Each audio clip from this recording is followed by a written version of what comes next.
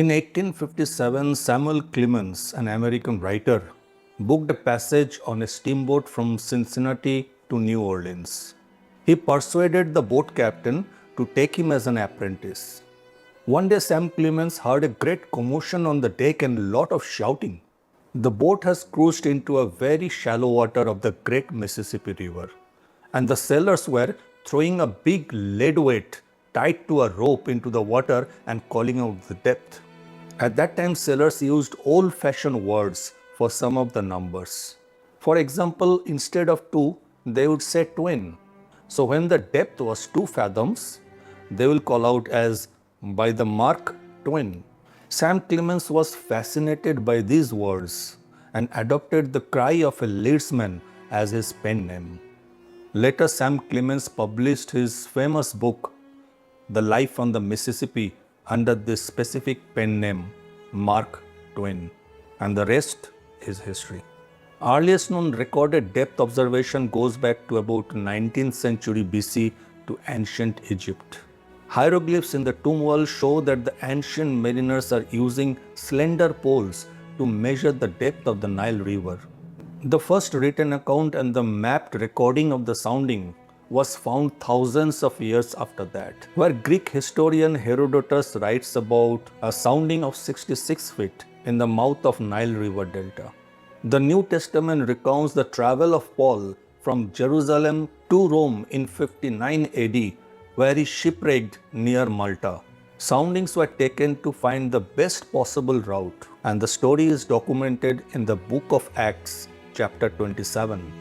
Mankind has always been fascinated by what lies beyond the next village or town, beyond the blue sky, beyond the blue ocean horizon, and beyond the ocean surface deep beneath the waves.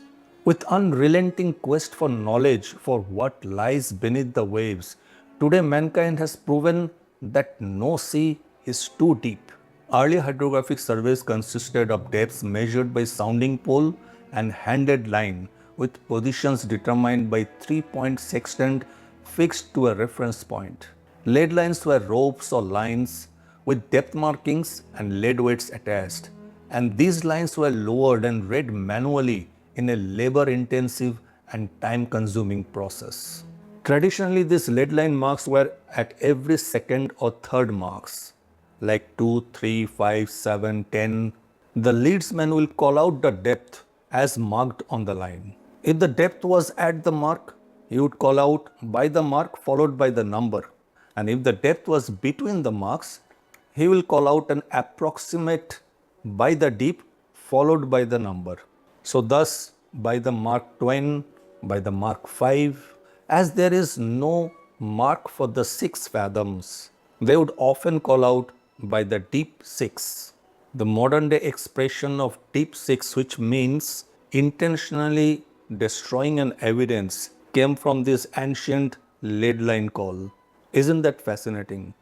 In 1870, HMS Challenger embarked on an oceanographic expedition around the globe using just lead lines. Do you know that in 1875, HMS Challenger found the first indication of Mariana Trench with a depth of about 4475 fathoms or about 8,184 meters, and that also with the lead line.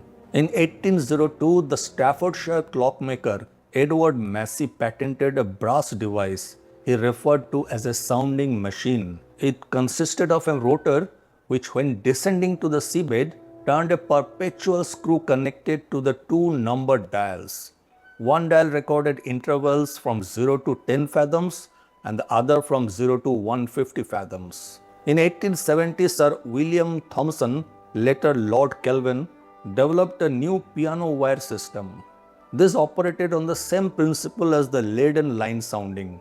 Since then, various versions of piano wire sounding machines were flooding the market, such as Lucas sounding machine, 6B sounding machine. The foundation for replacing the plumb lines with acoustic methods were laid at the end of the 15th century, when Leonardo da Vinci discovered that ship's noise could be heard underwater from very far, thereby discovering that sound travels underwater.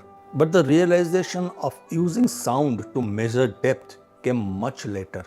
Following the Titanic disaster, Reginald Fessenden of Submarine Signal Company developed an acoustic transducer that could both transmit and receive sound for the purpose of detecting objects in the water. By 1922, the first truly functional acoustic depth measuring devices were in use, making piano wire sounding system obsolete. Overnight, echo sounding became the standard technique for observing bathymetry. By the way, do you know that the word sounding derives from an Old English word sund, which means a body of water? It is not related to the word sound in terms of noise or tones, but the word sound in a geographical term, like Puget Sound in the Pacific Northwest of USA.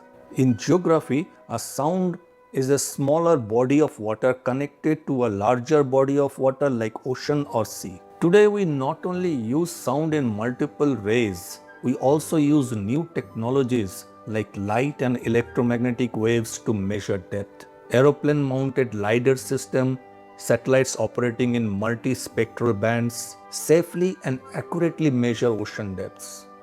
Today, we can map more ocean depths in just 60 minutes than the entire history of bathymetry and mapping since the times of pharaohs and Bible. But we are very far from uncovering the deeps of the Earth's ocean and its mysteries. I hope some of you land lubbers might have enjoyed this video.